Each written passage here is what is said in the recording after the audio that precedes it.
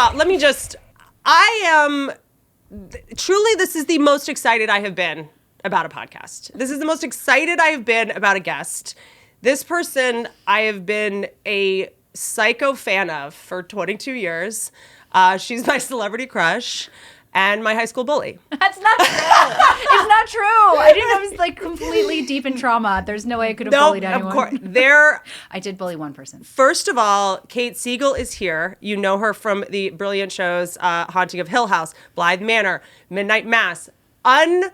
Unbelievable actress. So everything you say here, I'm going to take with a grain of salt today. Fair enough. But I mostly invited her today because we went to high school together and I need someone to corroborate my age. That's 100% true. Whitney is telling the truth about her age, and your face looks the same. Really? Yeah. So does yours, bitch. Was it you. something about the water we were drinking? I have this theory about anxious women who have like a lot of blood rushing all the time.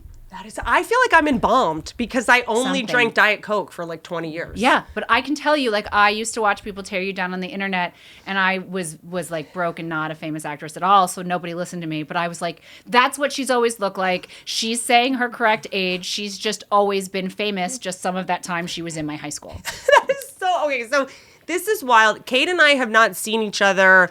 So we will talk about. Because I do want to talk about your career, and I do want to talk about horror because I'm obsessed. But I do want to tell them the last time we saw each other on the street. This is going to be honestly the most mind-blowing day of my life because we both have we have the same experiences but completely different takeaways, but we both felt the same way about each other. Mm-hmm. It's just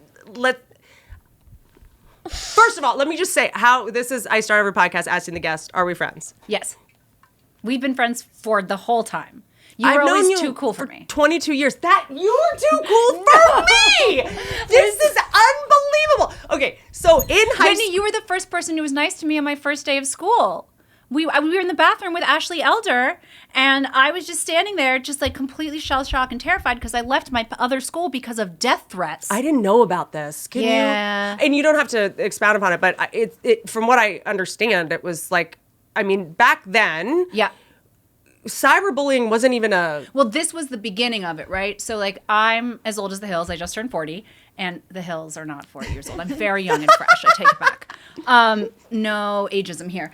But it was before the internet was like a thing. And so there were like live journal pages. And at my public high school, like I had this, listen, I am not an angel. I am not in any way like just a wandering victim. Like I gave as good as I got.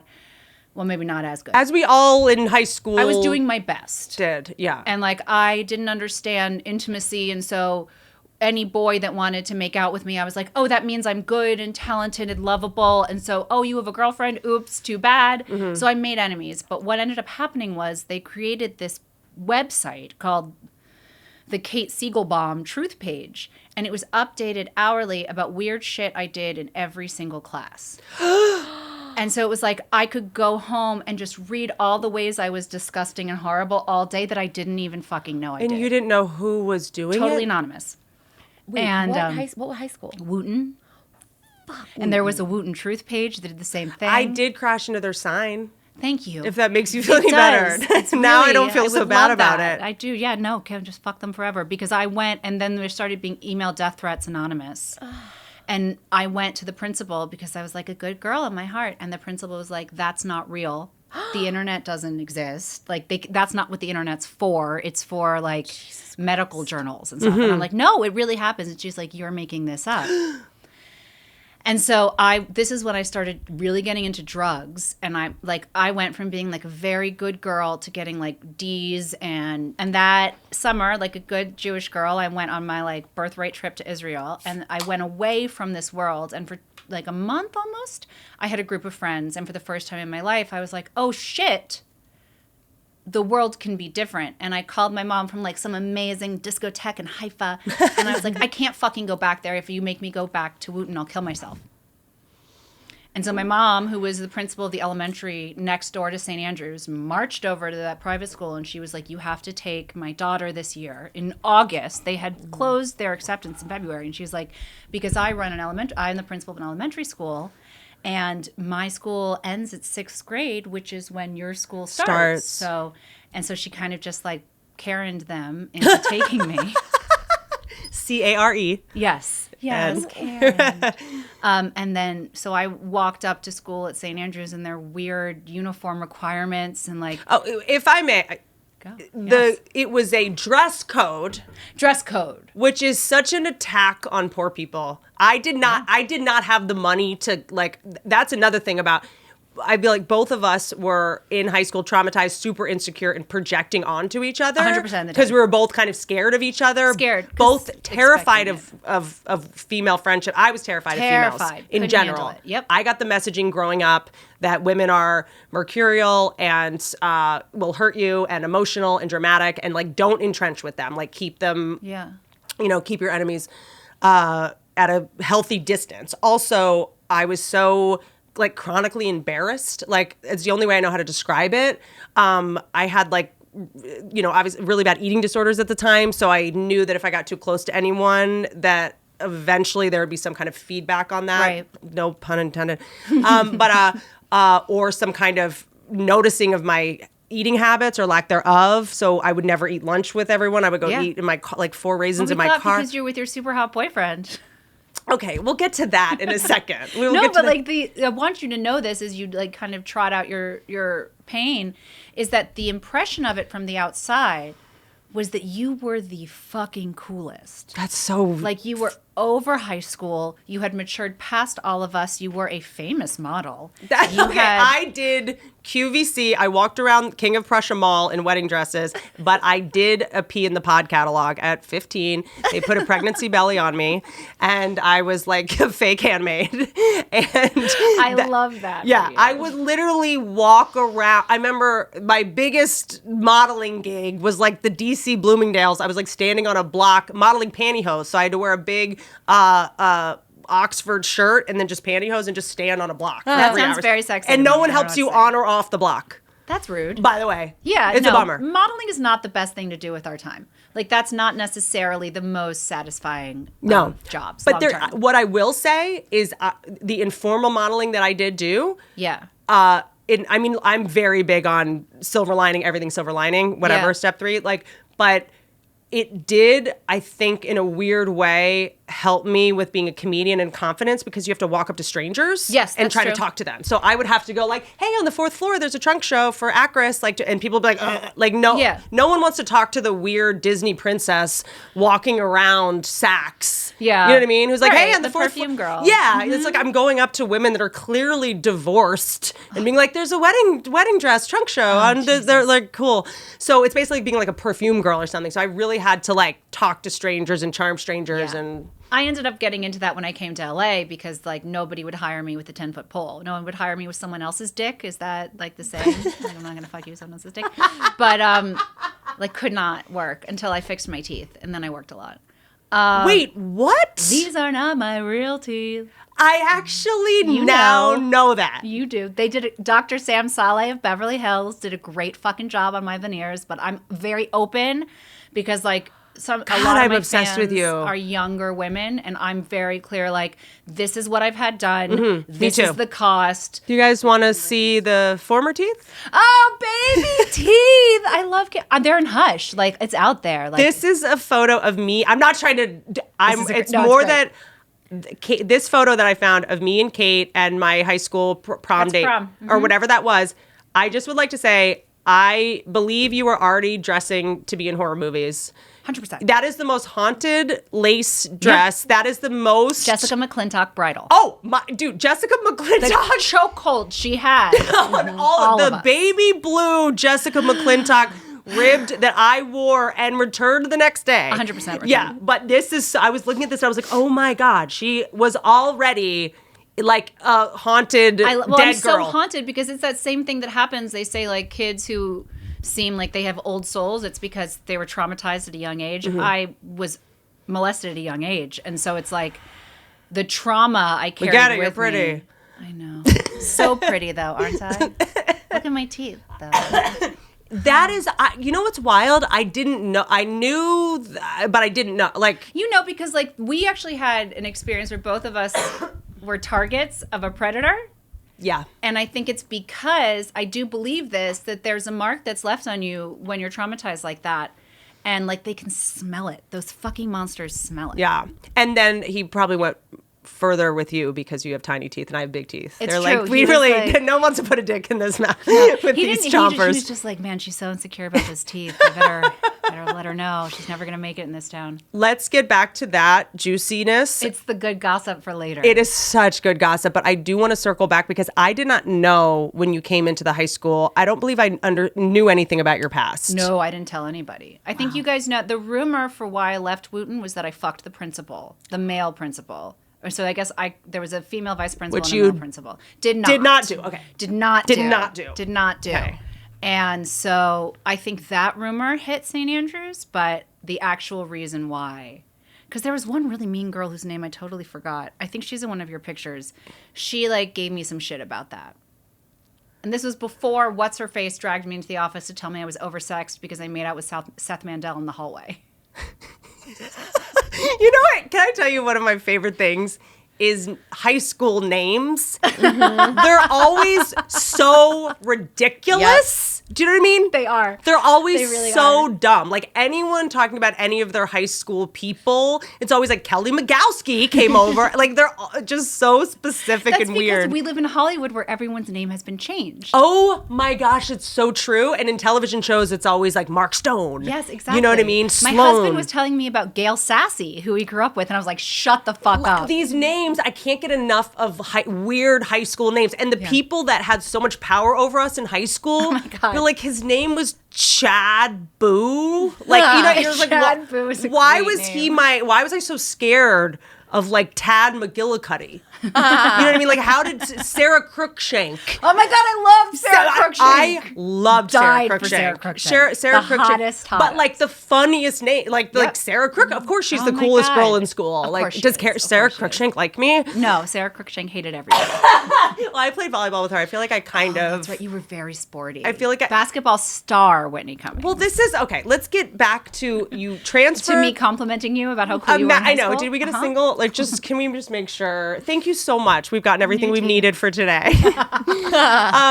So you come in, and it was like the Mad Men pilot, you know, of like the new girl, and people are like, there's a new girl. In high school, in a small school. This was not a school that I was really, capable of going to financially, but there was like an arrangement. It was a long story, and I was sort of like came in from inside DC. Like I didn't live in Potomac. I didn't live in that area, and I had also left and lived in Virginia for a couple years and transferred back in sophomore year. So I had been new the year before, and I feel like I was like trying to get my bearings, and then I feel like I finally did, and then literally like if you were to do like a slow-mo shot of like the most nightmare girl to walk in, you're like acne scene, like junior year, you're finally getting your bearings, like this bitch walks in with that face, just a and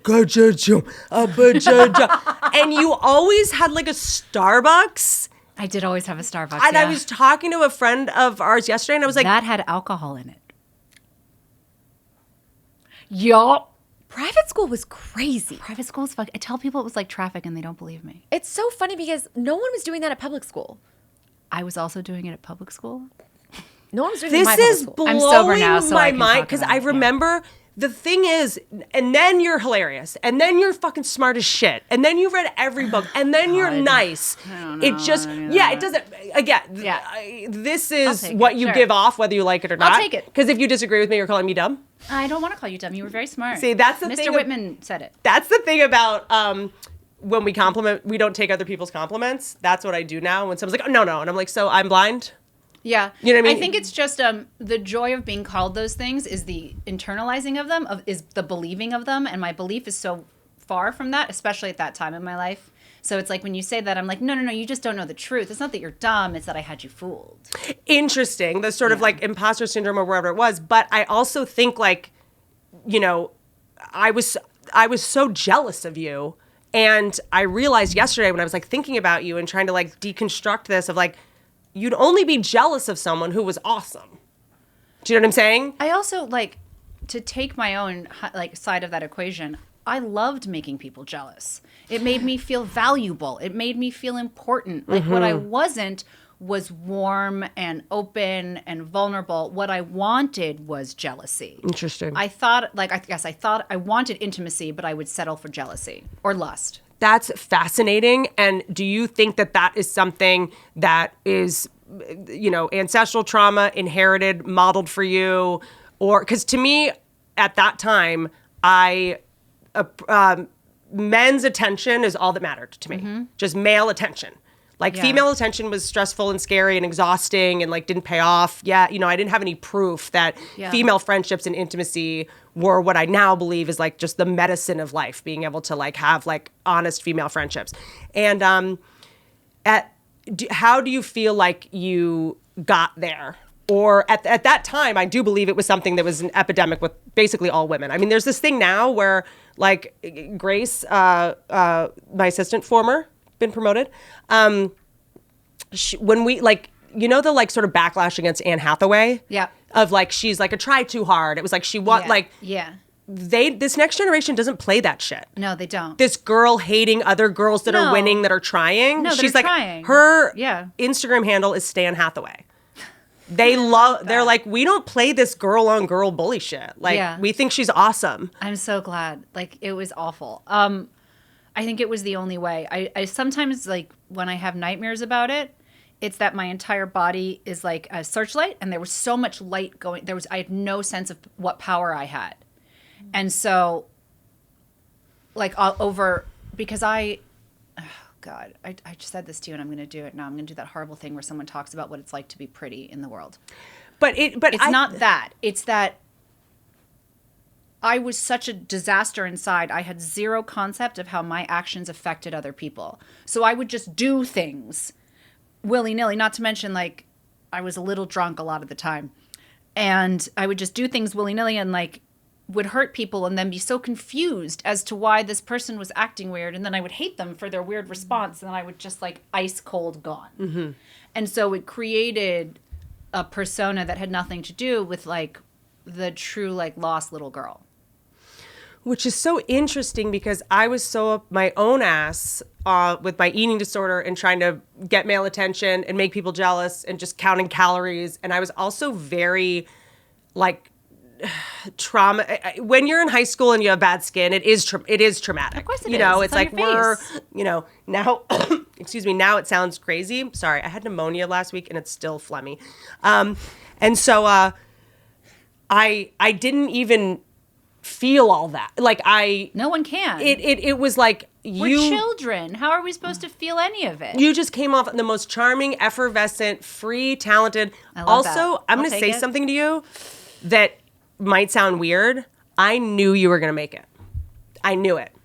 Like, I knew it. She blushing. I knew you were going to make it. Probably way before you did. Oh my God. Hollywood, baby. I know a star when I see one. And I've always had this, but I knew you were going to fucking make it. And I remember in a weird way just being like, well, only one of us can make it which is not what is that? Like, because what are the odds that two people from one school would both make it? When Whitney was picked up, I cried so hard. I'm so sorry. That is so wild. Because it was that thought. It was like, I'll always be not Whitney. It'll always be Whitney, and I'll always just be like, almost Kate. But it was Whitney. Oh my God. Like, I remember the feeling and like watching your ascent and like, oh God, I'm so embarrassed. Like, like cyber stalking, like Google image searching, you at the premieres looking so beautiful, you hanging out with famous people, your TV show, everyone talking about how smart and funny a creator you were. And I was just like, well, it's only going to happen to one of us. So I guess I'll sell these energy drinks. Well, that was which I was selling energy drinks literally a year before this incident happened, right? The cringe of this. So I'm driving down Melrose and I see Kate on the side of the road doing what we all do. What you do, you hustle. Even when you're a working actor.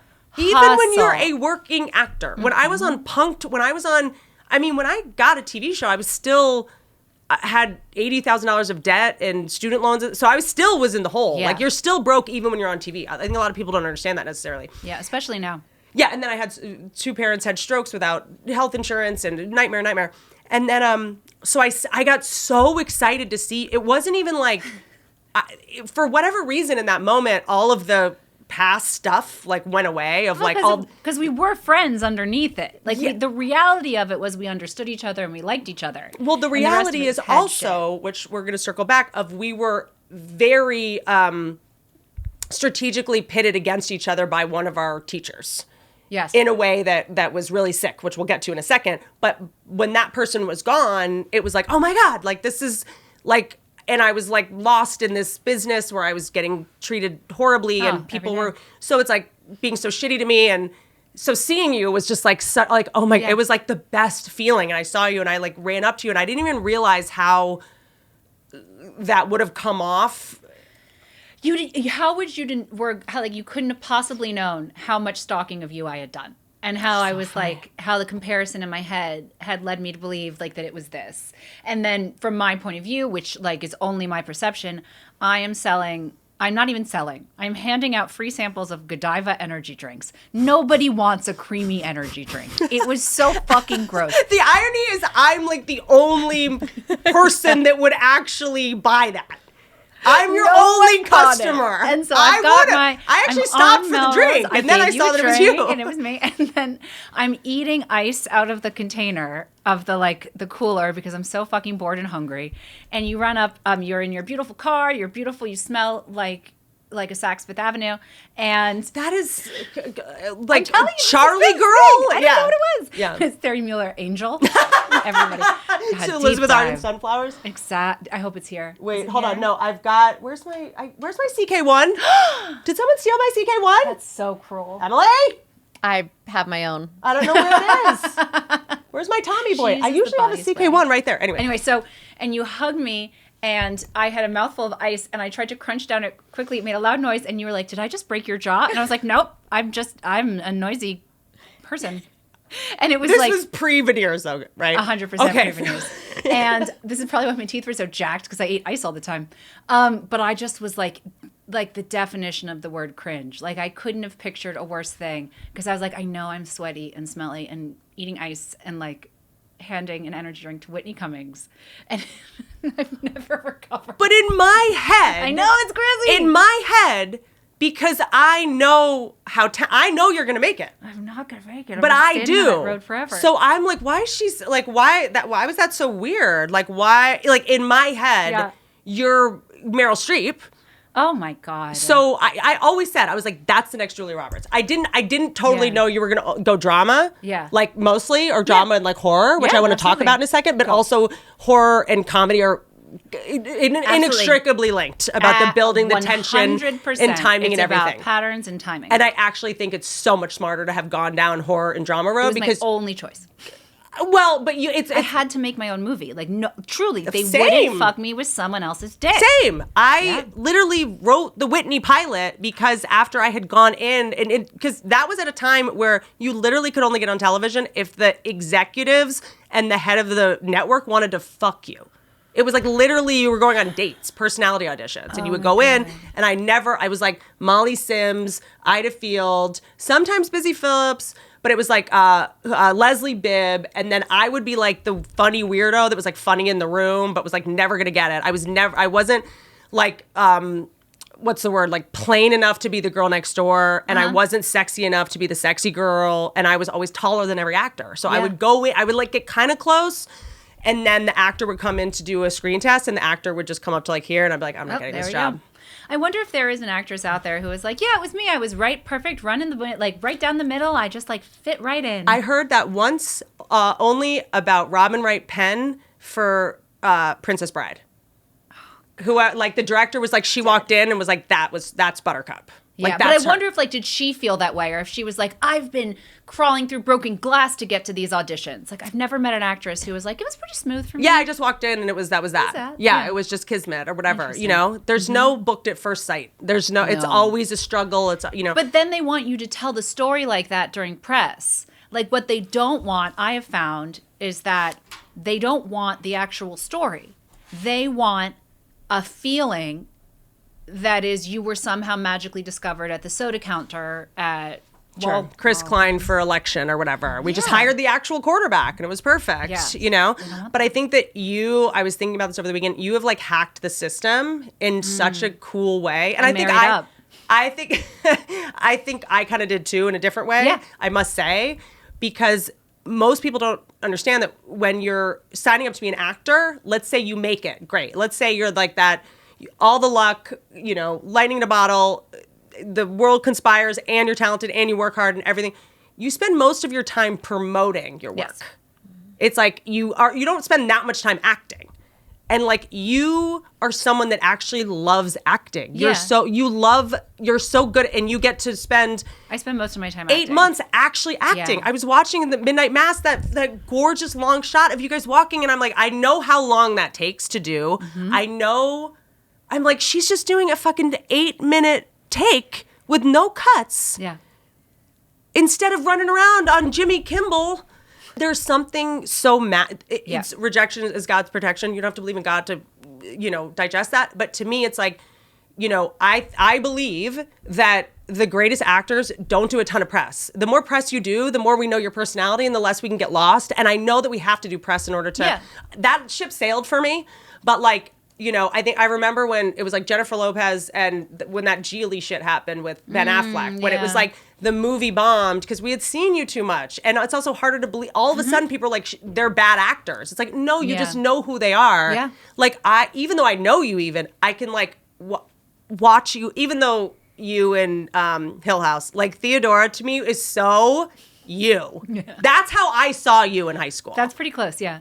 That's like how I saw But that you. was a gift, like when Terrifying. When Mike wrote Theo, he had me in mind, and then again, Netflix made me audition like 4 times for that part.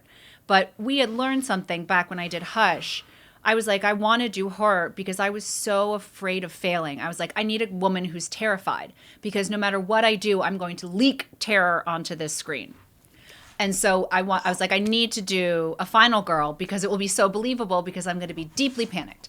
And so when he was creating Theo and I was reading it, I was like, if we do this, this, this, and this, the protections that are going to come out in me in that kind of situation will be there no matter what. So let's lean into that. And that's, I think, for me, the secret of acting is like to know yourself in a way that you know what you're going to be like on the day and use that choice. If you're a sweater, like if you're a person who sweats and it's a winter scene, take your fucking jacket off. People do weird things all the time. Just like don't fake what's leaking out of you. That's what makes you a bad actor. Truly brilliant. Oh, good. Like I think we have all we need here. So thank you so much. That is like blowing my mind because to me, like acting is like the only time I really do it is when I'm like, this is a part of me that I don't normally get to show. Or this is what I'll be on the day. Insecure about my appearance. So, like literally the last movie I did, I was like, let's make it a character choice that she's always like worried about her light. Yes, because Like, you're going to do it I'm either gonna way. be doing that. Either way, you're going to do it. So that's, yes, you're right. You make it part of the character. And that's the thing that people will go, it seemed so real when you were. And I was like, yeah, because it was. I was in a white hot panic the entirety of shooting Hush that I would somehow mess up my one choice. And when I watched that movie back, I am in a white hot panic in that movie. And it works. And so it's basically a documentary. Basically a documentary. It was the DP chasing me around. And I was like, no, I can't. This is something I really want to ask you because I feel like you and I can now say this without being embarrassed or cringing of like, I am a tryhard. I'm a total tryhard. I think it's cool. Like, I'm not the person that was like, I tried hard at school. I want to win. I want to get the points. And my motives are different now. It used to be for self-esteem. Now it's kind of to show people you can alchemize your trauma and make something good about it. Yeah. You know, you can sublimate the bad things that happen to you and use it for good. And you can, whatever, make it a business, etc. So the motives weren't healthy before. The motives, I think, now are pretty clean. But when I first came down, it was no secret to anyone that we both really wanted to make it. Yeah, 100%. But the irony is that is so repellent. That energy is so repellent. Absolutely. Like when I first came out here, I cannot even imagine how did you, besides this life hack of just take the parts or do the things that you're already exuding and leaking out, did you struggle with? Because I would go into rooms and be like, I need this job. Like, I don't want this. Like, I need this. Oh, it was the number one feedback my reps got, that I got. It was always like, good girl, not the one for the part. But if you dug harder, it's like, she's a great actress, but like, she smells like desperation. Like, she's desperate. And I was fucking desperate. Me too. I couldn't stop it. It was never going to stop. And but what is it? What was that with us? I want to do it so badly. Yeah. And I don't think there's any, like we're talking about the hatha hate.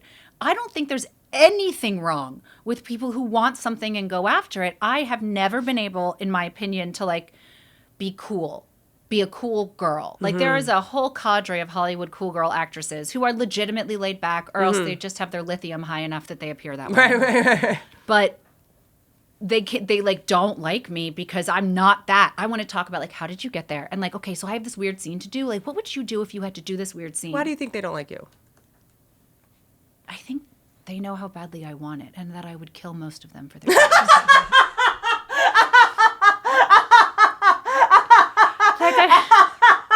I've been in too much therapy not to take some responsibility. Like, I'm clearly giving off the thing, like, I think your job is more important than our friendship. Like, there are people who I love with my heart and soul, but yeah, I want to win. Yeah. I'm competitive. I'm ambitious. I am motivated.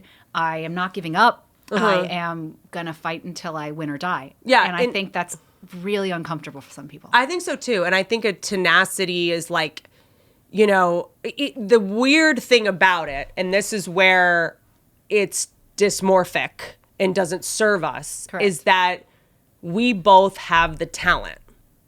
It means we're lacking faith. 100%. Like, I think I would have been much more successful much earlier and more successful now if I could relax. 100%. Without a doubt. Because to me, when someone comes in or you see, it's like all your anxiety is making me think you're not talented, or you don't think you could get this. Yes. You're worried you won't. Now I'm thinking you can't. Exactly. But you're the one that doesn't think you're going to get this. 100%. And then I believe you. Yeah. Because when you walked in, I was like, she's got this job. And then you lost it for yourself by being worried you weren't going to get it. Yes, that could not be better put, because it is, and it gets in your way all the time. But I don't think this particular problem is solved by more attention on it.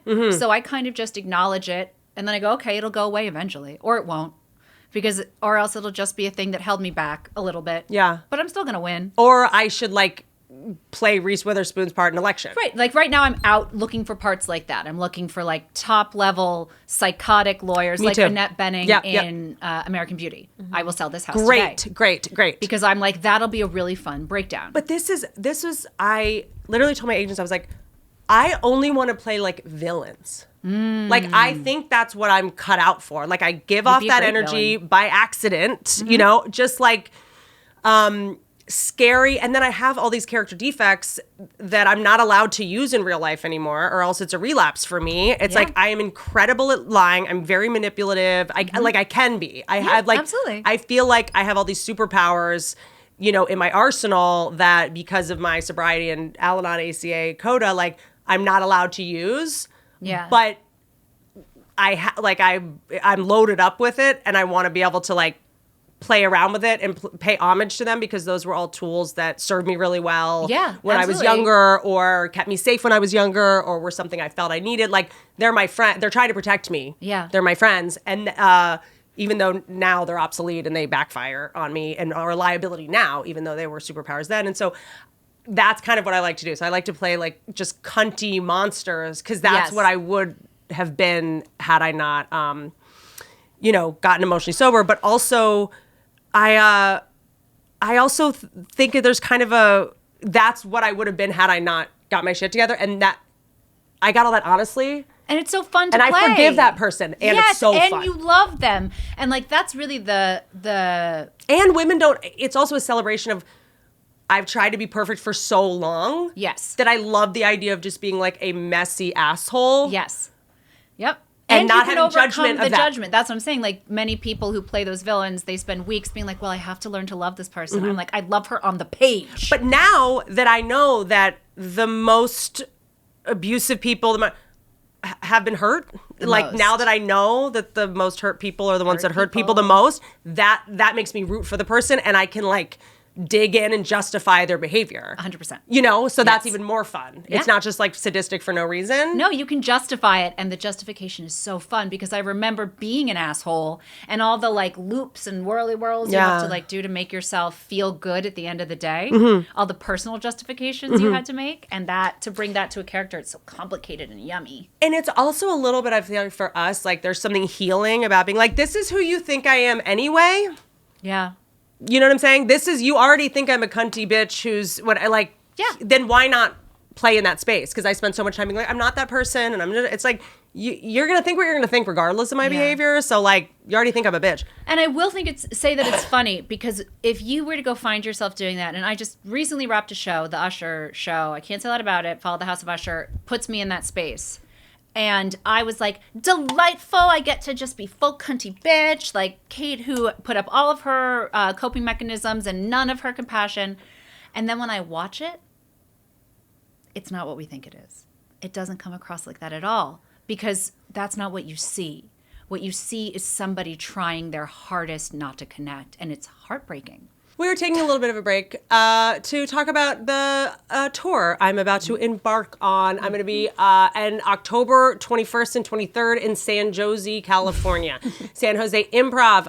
November 3rd, I'll be in Kansas. Yeah. At the Prairie Band Casino Resort. What? Yeehaw, baby. Mayetta, Kansas. You cannot send me offers when I'm on NyQuil. God damn it. we love you, Mayetta. November 17th and 19th, I'll be in Sacramento, California at the Sacramento Punchline. These are opportunities to see me in really small venues when I'm working on new stuff about trans people. I love that. November 25th and 26th, I'll be in Phoenix, Arizona at Stand Up Live. December 9th through 11th, I'll be in Oxnard, California. Wait, December 9th through 11th. Oh, we might do an OnlyFans roast on the 11th, actually, because that's when Segura can be available, which means that might... We'll figure it out. Okay. Oxnard Levity Live, I will be there in December. And then February 10th to 14th, I'll be in Irvine, California at the Irvine Improv. So, speaking of improv... Let's put it to bed. Your bedroom. Yes. Speaking of improv, can we please put it to bed? Because it puts me to sleep. So Thuma Yep. is this incredible company that will help you elevate the most important room in your home. They have something called The Bed by Thuma. It's handcrafted, eco-friendly, high quality, upcycled wood. You'll find beautiful, unique variations in the natural grain. And you know we love to get... Granular. Natural. Yeah, when you look at me, the first thing people think is natural. Same. Yeah. Yeah, they might think like wood finish. The minimalist design, also not me, Yeah. featuring Japanese joinery. Now that's you. That Japanese joinery? Yeah. So here's the deal. Beds, look, I am basically the grandpa from Charlie and the Chocolate Factory. That's true. I live in my bed. It's the most important part of my life. Your bed, people are like running around willy-nilly trying to figure out their insomnia issue. It's your bed is the problem. And the perfect platform bed frame just got better. You can now customize the bed by choosing between our original pillow board or our new solid wood headboard. The fabric pillow board adds softness and color to any space, while headboard offers solid, sleek support. The headboard attaches directly to the bed using Japanese joinery with no tools required. Buy it with the bed or on its own as an upgrade. Along with the bed, Thuma offers other bedroom essentials to elevate bedtime. The mattress, the nightstand, the side table are perfect complements to the bed. I love it. So dramatique. I know. Create that feeling of checking into your favorite Hope Boutique hotel suite, but at home with The Bed by Thuma. And now go to thuma.co/good to receive a $25 credit towards your purchase of the bed plus free shipping in the continental U.S. Go to thuma.co/GOOD. That's THUMA.co/good for a $25 credit. And this is not Uma Thurman's company, correct? Correct.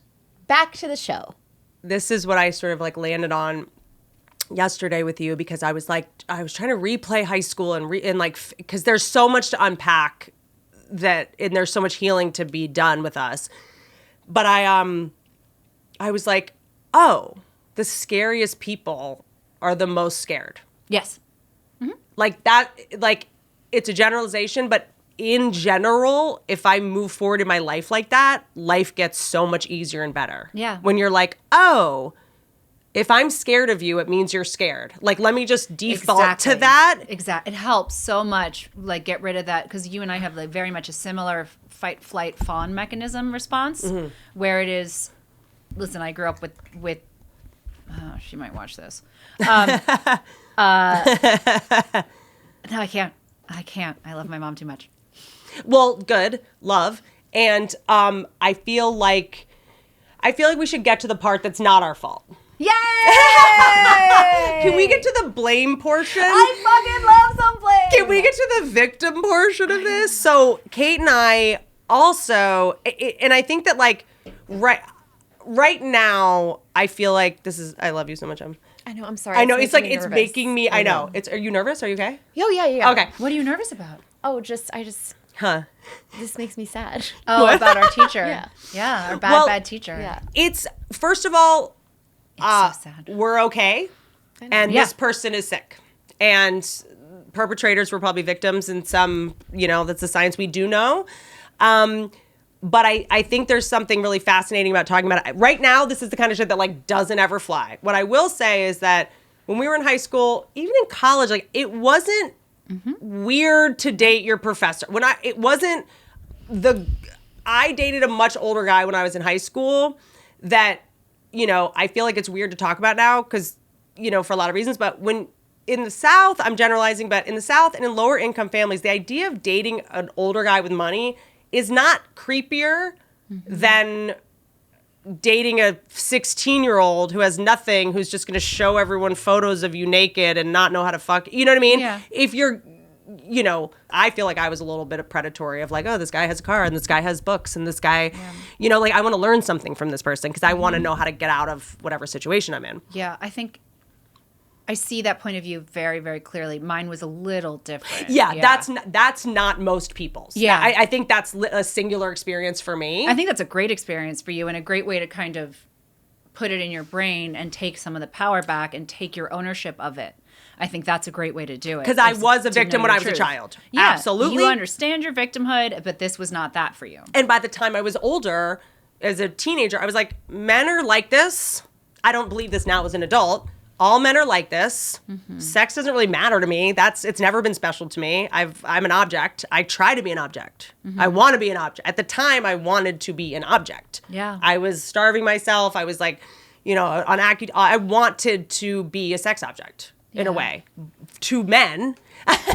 Like literally. This was She's here, long time in the making. Still in the most important part in the room. You like, think right by the screen. you are the horror queen. This is wonderful. But do you have, please, for a villain role, like the reveal of her just going back to her bedroom and just brushing her robot's hair. It's actually a great choice. With no discussion of it. Nope, it's just there. That's really good. So I say all this as I'm going into I look at this from a lot of different dimensions, and I know that everyone's experience are different. Context is different. Just as different generations of people are listening to this, I just want you guys to know that this is, at the time it was murky. And before us, it was murky. Not a teacher, not a person in a position of power. I mean, dating older guys, was something that was at the time not as looked at. I'm bombing with this theory. This isn't. No, I have to tell you. It's not. It's not. It was never okay, and it's always weird. That's and I so know. funny. I'm so sorry. I'm trying to find a way in here. That's not. But I don't. Yeah. I don't want to break your heart. It's this is how I defend my parents' choice of not. Yes, you need to live your life with yourself. You need to figure out how to do that, and that's great. Totally. But whatever gaslighting mind games I played on myself to make it okay. But my takeaway from this is I did not feel like a victim in that scenario. Yeah, that's great. You know what I'm saying? I think that's great. I think you lucked out in that way. Yes. And when examining it, you were like, oh, I actually had more power than I thought. And you felt kind of relieved. I think that is unicorn experience. And then in retrospect, I go, but I learned all this stuff. And he worked at a restaurant, so I learned about how to. I would not be a professional actor without that teacher. And that to me is some of the most heartbreaking parts of it. But you're making me realize something, which is just because two things can be true at once. Something can have benefited you, your adversity, and have been wrong. Of course. And we as humans should be able to hold that. Like right now they tell us we can't, that there's black and white and canceled and not canceled. And if an older man even looks at a 20-year-old girl, it's a fucking disaster. Yeah. But it can also be both, right? Like there is no way that I would be the person sitting here in this chair without that teacher. He also was unbelievably inappropriate with me without ever laying a hand on me. Yeah. And it's so complicated. It's so murky. It's so hard to reconcile. And even now saying these things, I start to get nauseous and my body starts to be like, but Kate, and the truth of the matter is it was all the things. And I was all the things. Unequipped to handle it. And so you and we were in this class, or I don't even remember a class. Like it was just me and you in a room. I don't remember other people around. I just remember we did like a stage combat scene where you and I literally physically fought each other. Like literally, like not only pitted against each other, like he would, when I was alone with him, he would talk about you.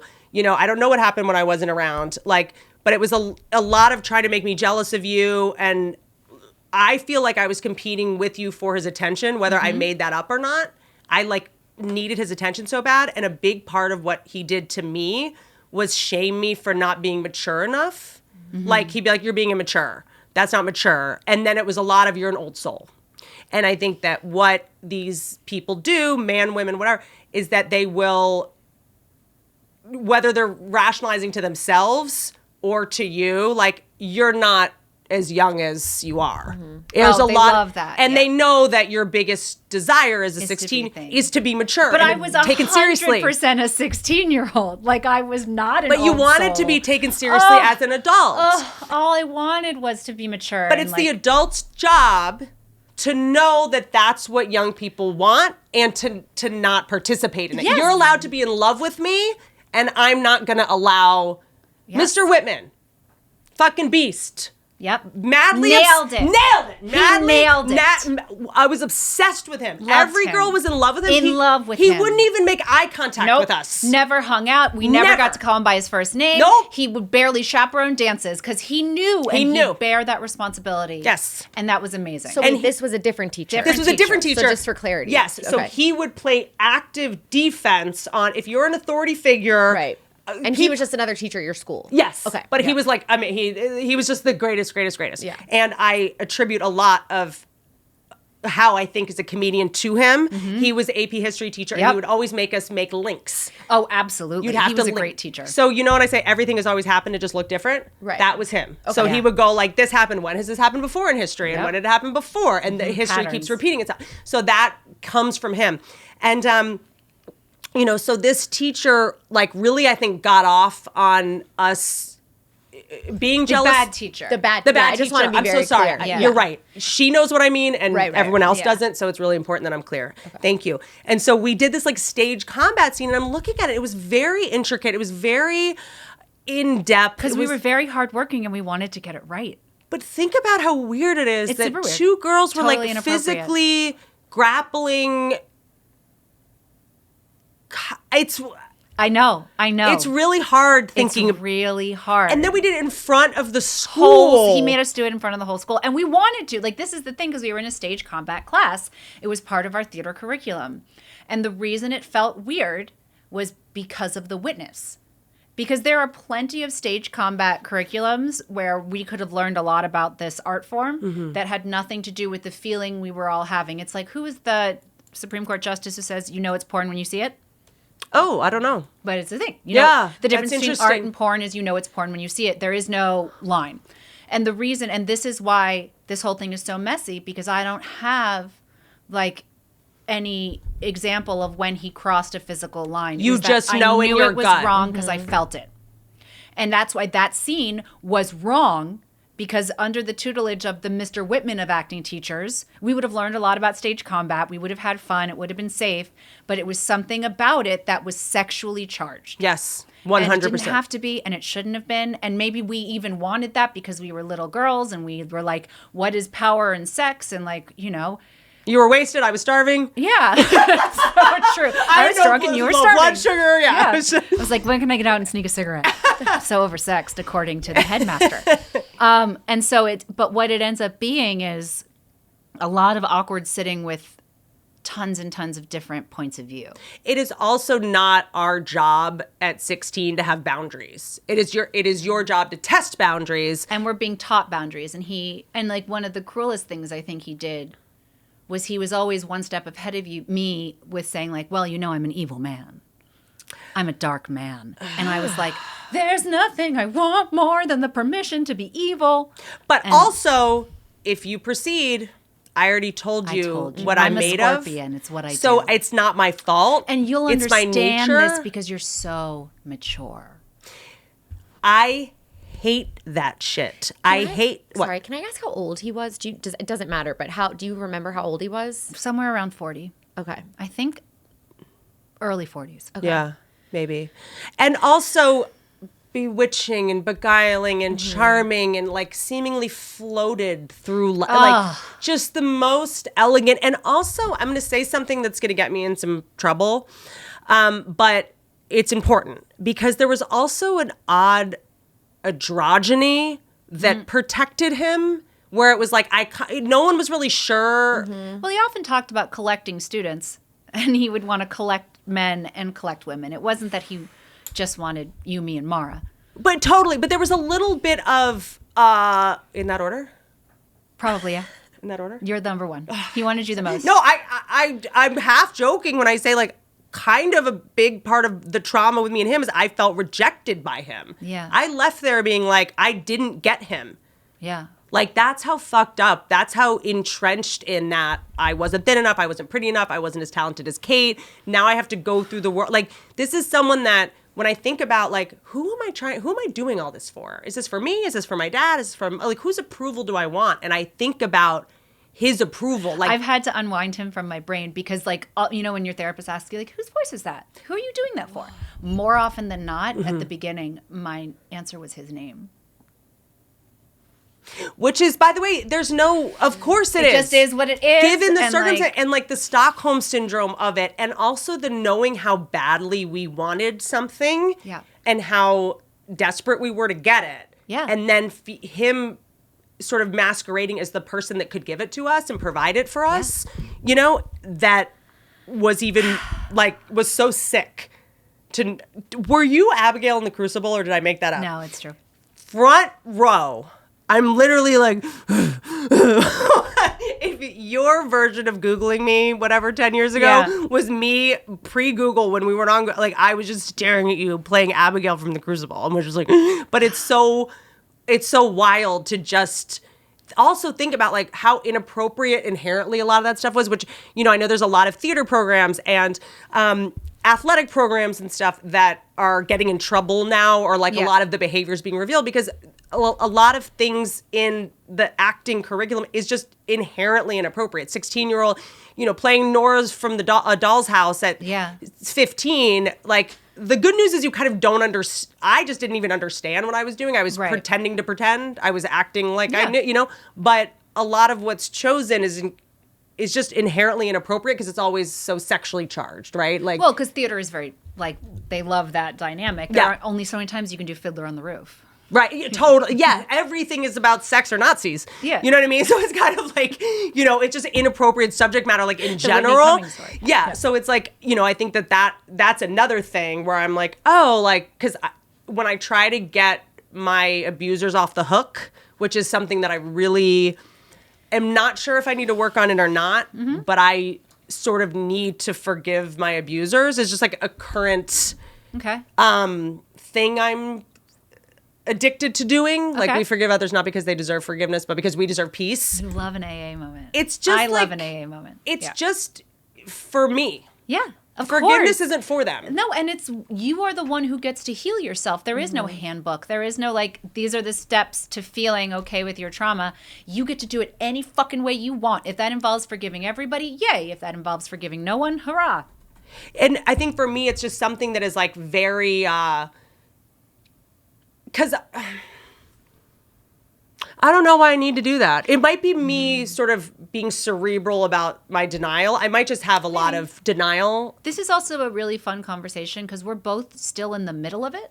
Like, I would say that neither of us, like, seeing each other again and, like, the voice memos we shared back and forth and, like, the like, gift and the crucible of, like, having someone else who was there. Mm-hmm.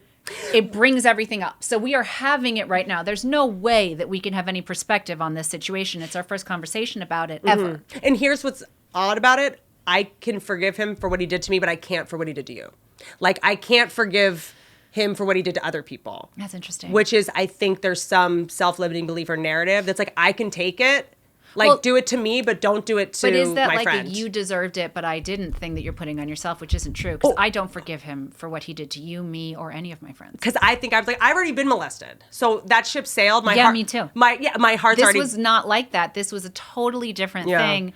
This was a reprogramming of the brain. This was an intentional, like, shuffling of the personality of a child. And that has lasted my whole life, has lasted your whole life. Mm-hmm. And that, to me, is beyond forgiveness. Yeah. I accept it. It happened. But, like, and for me, there's, like, it has tentacles in my life in the sense that, like, I would spend time with him outside of school, and my mom would tell me later, like, your dad hated that man. I hated that man. I was like, then why the fuck did you let me go to his house? Yeah, yeah. Like, you saw me sneak out and you couldn't stop me? Drive to the fucking house and come get me. Like, what the fuck is going on here? And, like, but that's not their fault. They didn't know. I didn't know. I think that's why I'm going, like, I forgive my parents for not doing something about this, like, older men predator thing. Because either they had to tell themselves a bunch of lies to rationalize, like... Yeah. Or the idea that it was untoward was so... They can't accept it. It just wasn't even on the menu of thoughts. Like, it wouldn't even cross someone's mind who isn't sick to worry about that. Yeah. And I do think there's a certain... I'm finding it really hard to, like, think of this in a linear way because I'm like, I'm having it, right? I'm having a moment. But what helps me in moments like this and, like, mantra moments like this is people did the best they could at the time. Yeah. My parents did the best they could at the time. And I guess this person also did the best he could at the time. Like, maybe he's, like you said, fucked. It doesn't mean I have to forgive anybody, but, like, and I know I did the best I could. And I think that you and I probably did a really good job of keeping secrets from our primary caretakers. 100%.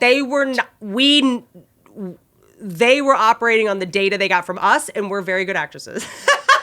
You said I was brilliant. You are brilliant. We heard it first. You are brilliant.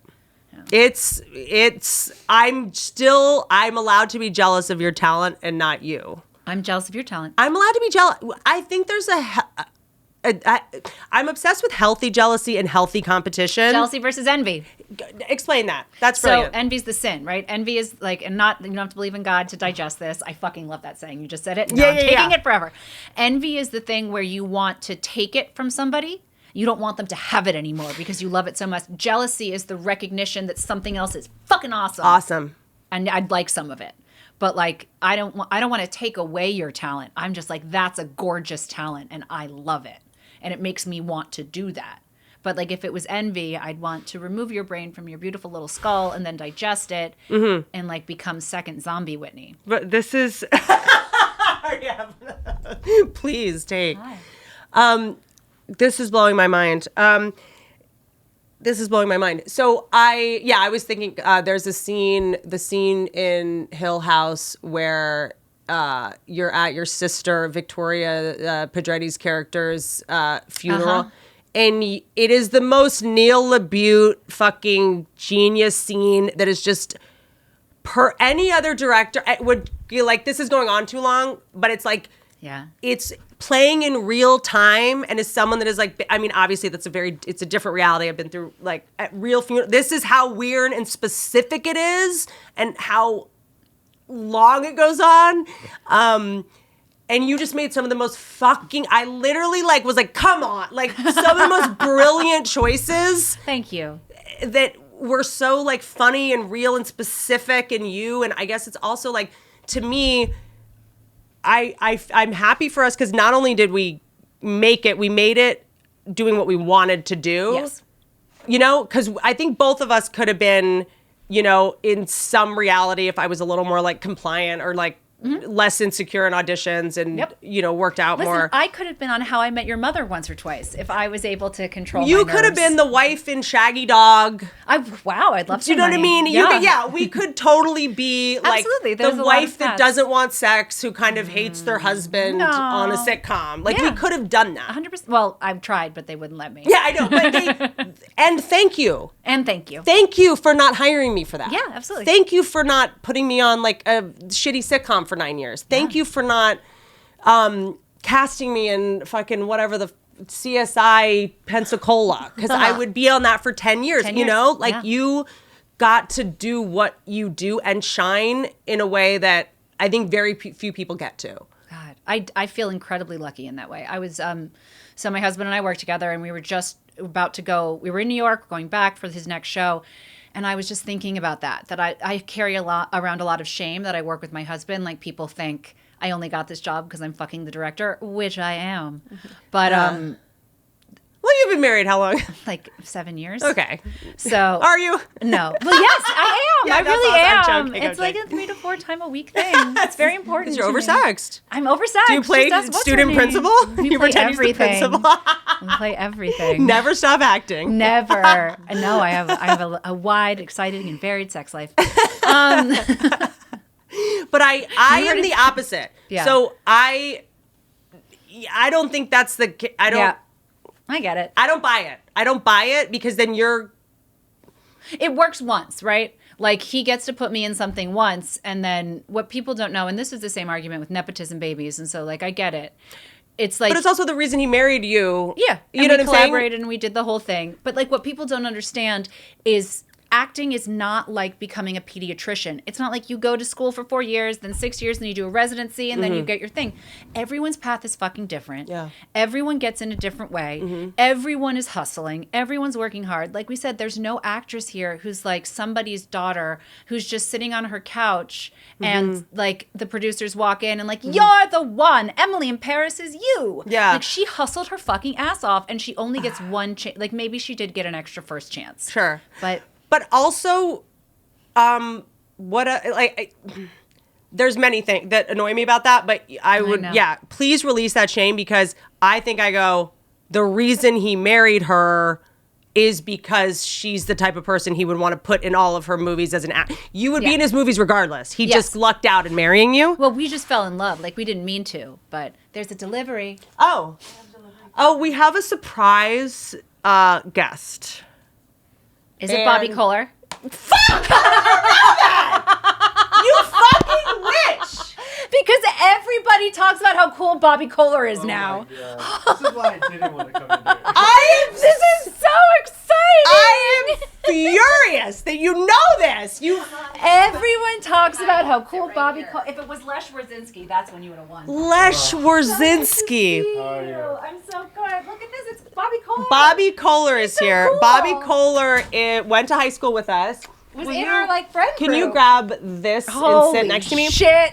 TV's So Bobby Kohler. again, also, yeah, you can sit there if you want. God, I feel like I'm time traveling. My whole Where do you want him to body's go? leaving my body. Just sit right there. Yeah, you can just sit right there. So Bobby Kohler, again, only He here can't even to look at me. He's not even looking at me. I only. want Bobby Kohler look Did at you me. guys hook up? The fact that you guys are doing this for fun is like insanity. It's also like it tracks completely with high school though. Like, this is the shit we would have done the for most fun. psychotic. Yeah, you guys like want to go back and relive the things that everyone's trying to put behind them. And I'm like so thankful that we didn't have social media or Instagram. Oh, that's true. Like, I feel like I just detangled my trauma from high school, and like I should be on like an Alcoholics Anonymous like list of people to be like, hey man, sorry about this, sorry about that. Oh, yeah, And then you right. guys like are like, come in, do a podcast. That'll be a great cathartic way to like relive your past.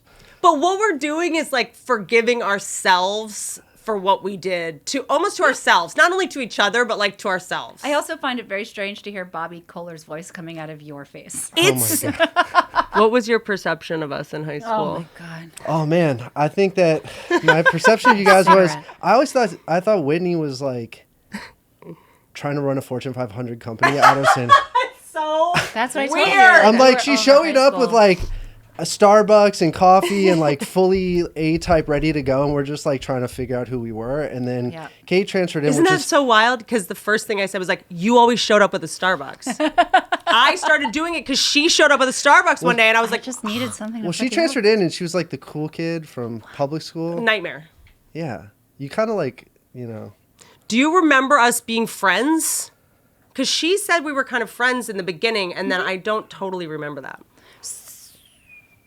What happened was I became really close with Mara and EB, and that just changed everything. Yeah. And that became like a little coven of three. Yeah, and yeah. like that got so weird because Mara had been at the school forever and Elizabeth had been at school forever, and they had a group of 5, but I was just like, I'd never had female friends before. Me and either. Mara and EB like changed my life. Shut up, Bobby Kohler. No one knows who I am, and it's literally like they're like, "Who is this dude? Like, No, why'd you but bring him on the show? Because What is it's, this?" Same, it's same. so hilarious to me that because something I talk about on the show all the time is our perception of ourselves, how we perceive ourselves versus how other people perceive ourselves. It's the thing I wrote about in my book. The what's your favorite animal, your favorite article of clothing, the whole. That exercise is all about understanding how you're perceived by others versus how you think you're perceived. Because we are all so dysmorphic in the way we.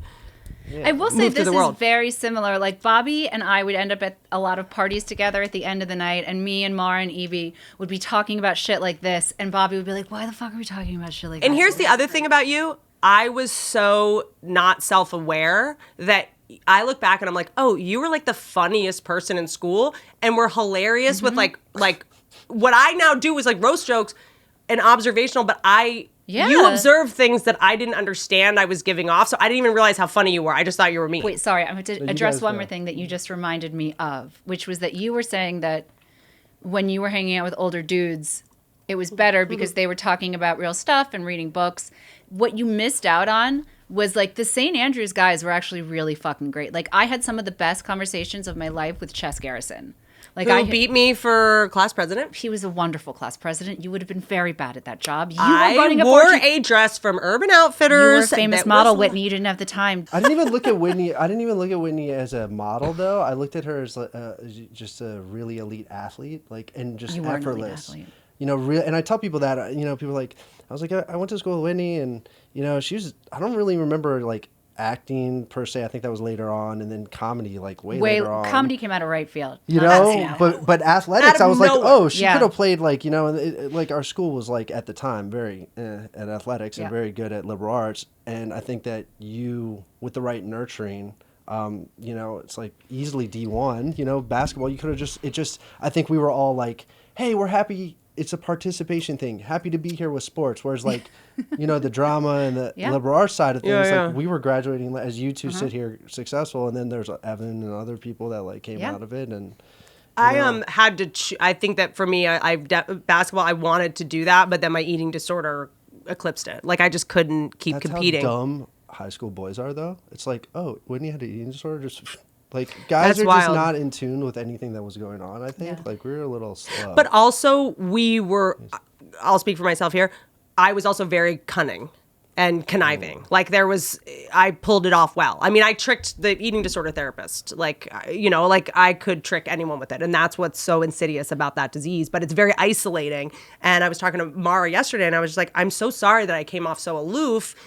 I was just so scared that people would find out or reveal me in some way or want to eat. I hope this gives you comfort and it doesn't make you feel called out. I don't think you were as subtle as you think you were. That's what's fascinating. I was getting away with none of it. I don't know if you were getting away with none of it. Like you tricked a counselor, but I think we all kind of like kids are less helpful than adults. And so it was like, oh yeah, Whitney doesn't eat. And it didn't occur, like we don't have a concept of eating disorders. Right. But I'm like, yeah, I know Whitney doesn't eat. She's really fucking skinny. She's a model. I don't know. And like, yeah, she's not at lunch. Right. Like, we didn't go out to dinner. Like, we weren't around. But it never, I wouldn't have put two and two together because I was a child. Mm-hmm. And so I don't know if you were getting away with it the way you think you were, but I think it was just the aloofness came, like, what didn't come across was your insecurity. But interesting. You were into clearly something was going on. At least, like, the chicks knew, like, girls knew. I think a lot of insecure people come off very confident. Like, I've gotten this a lot in my life. It's kind of my lot in life to be, like, so scared in a situation or uncomfortable or, like, socially anxious and, like, worried that I'm going to say something stupid or make people not like me. And then people are like, oh, I just thought you were a bitch. I'm like, that's so weird because I just wanted you to like me. You know, it's such like, I don't know how to I'm, like, really working on changing what I give off when I'm saying nothing. I really hope that somebody watches this podcast because I think it's really interesting. Many people will watch it. I don't know, man. They're gonna be like, "Who are these two camera's not on, jabronis?" right? This is that you realize that celebrity, like, no one cares about, like, this is the shit. This is like real. We're talking This some is the real shit. here. I'm telling you. We talked about the drama teacher for a while. Yeah. Did you guys was that something that was? I mean, we have group text threads about it. And Yeah. It's just like pretty. I mean, it's Why pretty can't gnarly. we add Whitney to that group text thread? Yeah, we can. Okay. I mean, listen. Yeah, add me. I will. Yeah, I don't know. I feel like there's a lot of the 90s is like as you see these documentaries come out, the Von Dutch thing, the Britney Spears thing, you know, you see Abercrombie, yeah. Like the toxicity that we were like permeating through the media, and then we were just living it as we were like, this is how it's supposed to be. You know, all of these big movements happened, you know, way too late, and we kind of were just winging it, and it kind of left us to a weird place to like not really be observant or protective of our fellow classmates. Yeah. You know, it wasn't an open and honest thing where someone like could get canceled. It wasn't like, oh, that behavior's off. Like, we need to out this dude and like, you know. But we did. Do you guys remember? We did. This No, I can't don't be remember. on the show. Okay. I know what you're thinking. I've been listening to Whitney Cummings talk for the past hour. I'm pulling my hair out. I'm going bald with stress. She's giving me a bald spot. Yeah, with her dirty computer screen and shrill ass voice. Okay, we joke, but naturally over half of women will experience hair thinning in their lifetime. That's why I use Nutrafol. Look at I know. It's luscious. I know. Look at my ponytail. It's literally, okay? it's like a horsetail. I look like Theo Vaughn up until like a year ago.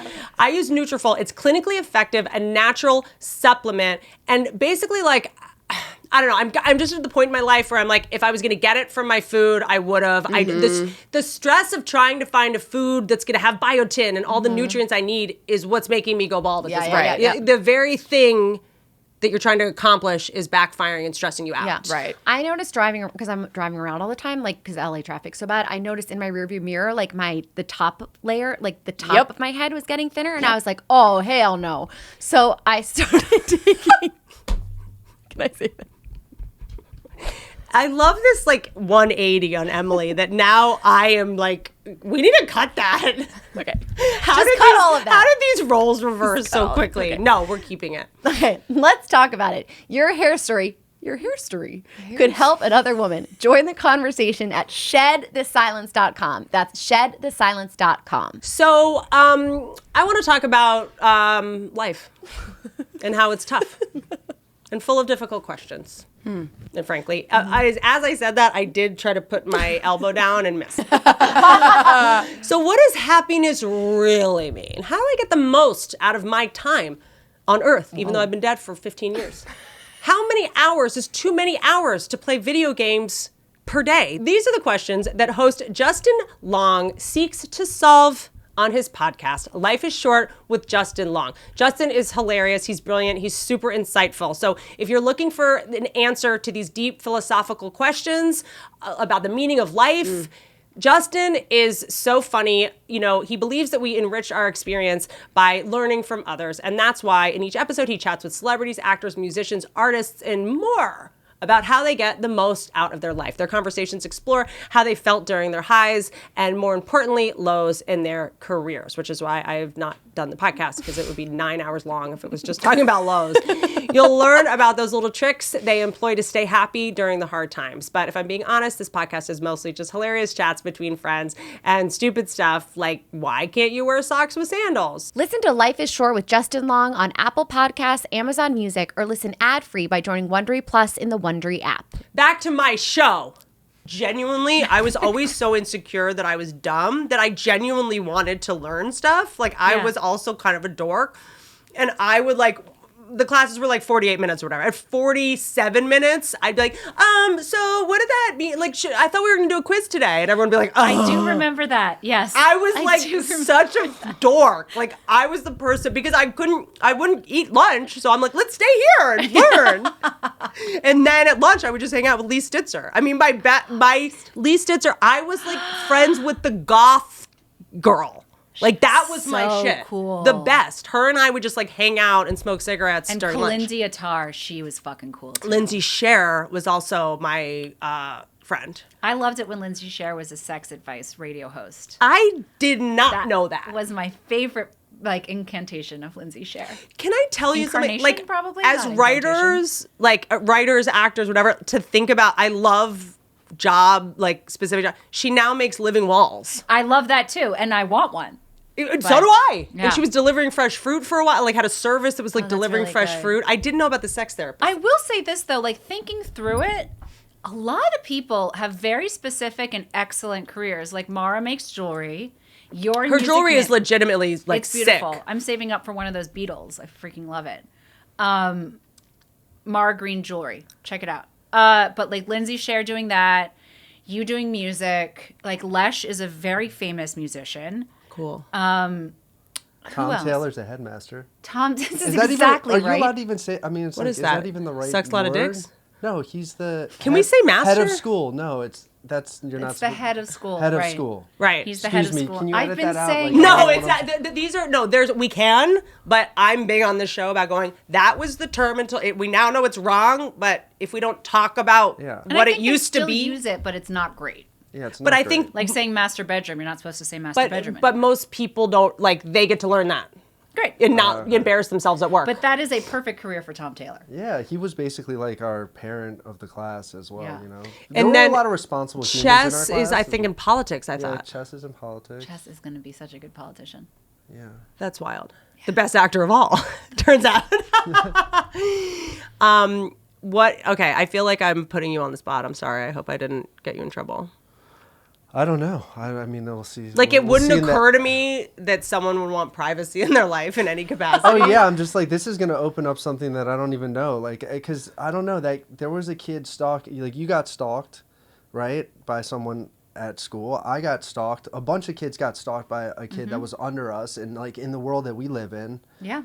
like there's people that probably really dislike all of us potentially from high school, and it's just like I have a shit's theory. just crazy. If you know? can't beat up your own stalker, you don't deserve to be famous. Yeah, but stalkers just Hot take. They go straight to the AR-15s these days. Oh yeah, I It's a do. different speed, this world. We grew up in a world where it was like Columbine 1, right? Right. And you're just like, wow. Now it's just like kids, socials, guns in schools, Mm-hmm. Roe v. Wade. Like, I mean, this generation of high school kids is just like That's the fucking other under a thing. barrage. That's the other thing, and I think that's why this is like so relatable, because it's not over. You know what I'm saying? It's not. This still happens. It just looks different. You know, it's like a different kind of trauma for people currently in high school. Like, so yeah, I think it's just important to like talk about these, like, you know, how important it is to just lean into your female friendships and have compassion for people you're in high school with, because like, don't wait 20 years to figure this out. But also, there's Do it something now. to be said about like the depth of connection we were able to make 20 years ago that I'm still stoked to see Bobby Kohler right now and like talk about this and like all of these feelings cannot- are Zoom. You and cannot make new old friends. exactly. You and, just can't. and I was a big fan of like Burn a Bridge, Never Look Back, because I just was so scared of hearing things I had said that had hurt people or whatever.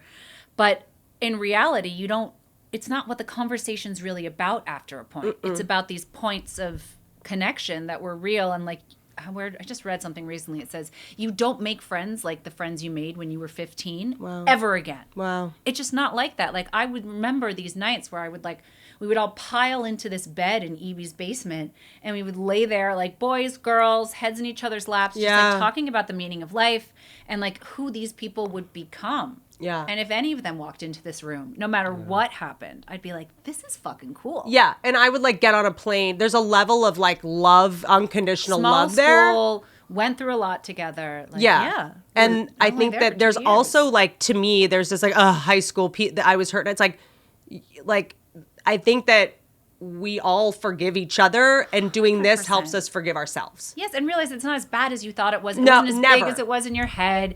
And like you've gone through it and you've thought about it, but when you sit across from someone, you're like, oh, look at you, human. I fucking love Everything you. was so traumatic and such a big deal at the time, and we didn't have right-sized reactions. And you're like, of course, if it's hysterical, it's historical. And we didn't know that at the time. But to now just be like, oh, yeah, that weird thing we had that was like the biggest deal in the world. Like that was just It just happened. us being human beings. And if this is the first time in history where people like us can talk like this, have conversations like this, and then next For generation, hundreds of thousands of people. and the next generation can listen to it and go like, oh, let's cut that time in half. Like you don't have to wait call your 20 years. friends. Yeah, just like get over, move on. Like it's not that big of a deal, and like there's a way to heal faster. Because I think for me, like, you know, and I don't mean to get too gendered about it, but the difference between men and women, jokes, paid for this house. So I do think there's a scarcity complex that you and I were both very, fell victim to, of this, like, it's me or you, and we're competitive with each other, and it can only be one of us. And I had that a lot in comedy also. It was like, you know, other female comedians, it really was, there's only one girl that's going to be on a lineup. So as soon as I kind of started to go like, oh, maybe the scarcity complex thing is a mirage, or maybe this is something that's like internalized misogyny or whatever, and then I get into comedy and it's true. Yeah. Like it's literally true. So it like made my scarcity complex even worse, because it was like they just need to check one box to have a girl. But the guys don't fucking do that shit. The guys they go like, I don't even have to fucking like you, dude. Let's get on the same team and we'll both win even harder if we support each other. Whereas women tend to go like, not give each other support, because if I support you, that's less for me. You know? But I think that we're seeing that that's not necessarily true. And supporting other women, actually everybody wins, and we just have to think in terms of like abundance instead of scarcity. Think about this: a class of 70, and 2 women come out of it, and just that's the thing. It's like competition. Maybe it also. I mean, saying. there was time when I was crying about the premiere of Whitney and your inevitable. I was crying too. Don't worry. But I was like, I can't fucking stop now. If I stop now, then I'll never beat Whitney. Well, it's funny. Like, I was on the phone with Mara yesterday, and she was like, "Yeah, like, you know," I was like, "I've just been so jealous of Kate for so long," and she was like, "Well, I think we're kind of jealous of you too." Yeah, and I was 100%. like, "Wait, so can I stop now? Did I win?" No. 22 years later, I'm like, "Okay, did I beat That's Kate?" the thing. We're never going to fucking win. But it's also, I think there's like, I don't know. I'm so grateful for it now. Yeah. Like in so many ways. I think that, again, because our job is to overthink things and pick things apart, and we have such big haunted And like houses. you definitely beat me. Like 100%. No, You created I so didn't. many TV shows. You have your own specials on Netflix. And you have 2 gorgeous children and an I do amazing have 2 husband. gorgeous Life children. is- I do have a good husband. Yeah, Life you is you different. have balance in your life, and you're know if also that's true. doing exactly what you wanted to do, and you were made in a lab to do what you're doing. Wow. Like, It's good.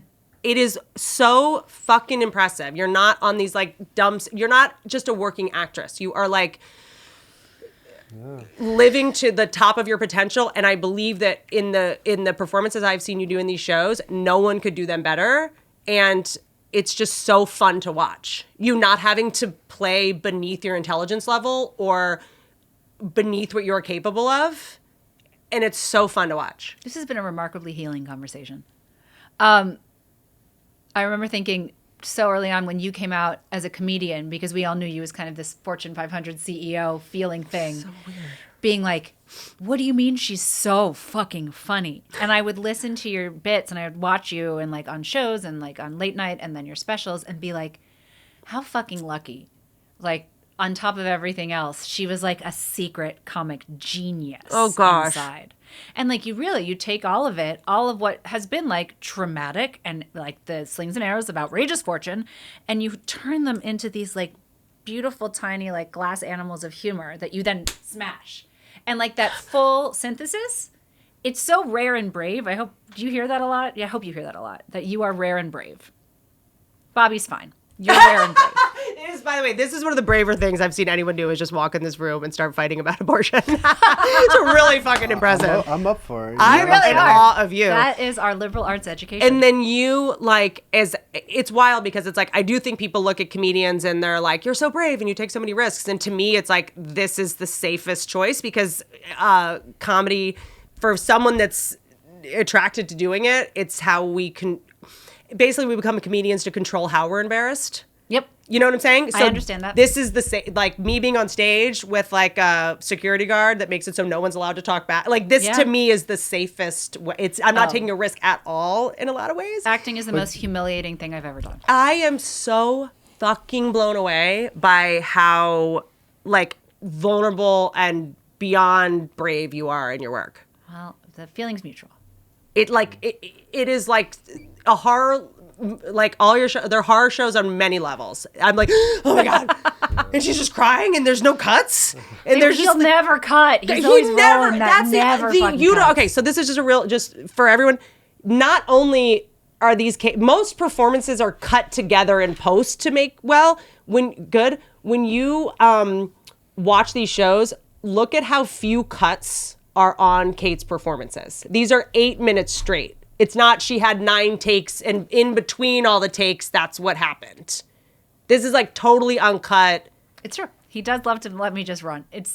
And it goes back to the teacher.